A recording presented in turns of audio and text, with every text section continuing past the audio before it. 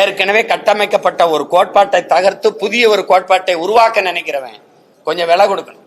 உடனே மாறிடும் அப்படின்னா அது இந்த மாற்றத்துக்கு மதிப்பு இருக்குது. உங்களுக்கு புரியுதுன்னு நினைக்கிறேன். மாறுதல் என்பது ஒரு மகத்தானது, அது எல்லாருக்கும் விருப்பமா இருக்கு. ஆனா அது கொஞ்சம் காலம் எடுத்துறது. அந்த காலம் வரை சகித்துக் கொள்கிற மனநிலையில என் மக்கள் இல்லை. அதனால என்ன ஆயிருதுன்னா இருக்கிறதுல ஏதோ இருக்கிறத வச்சு ஏதோ பண்ணிடும்ப்பா, நடந்தா நல்லதுதான், ஆனா நடக்கணுமே இப்படின்னு ஒரு சகிப்புத்தன்மை இருக்கு. அதையும் சேர்த்து மாற்றணும். அது கொஞ்சம் காலம் எடுக்கும்.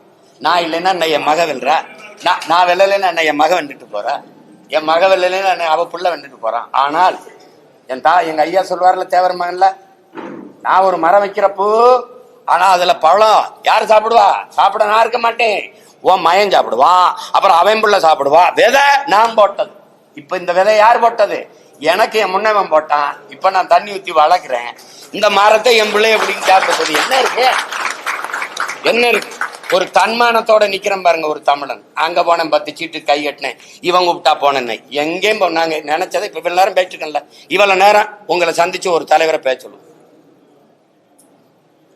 இவ்வளவு கேள்வி கேட்கிறீங்க, நான் பொறுமையா பதில் சொல்லல. எப்படி யாரையாவது சந்திச்சு பேச சொல்லுங்க.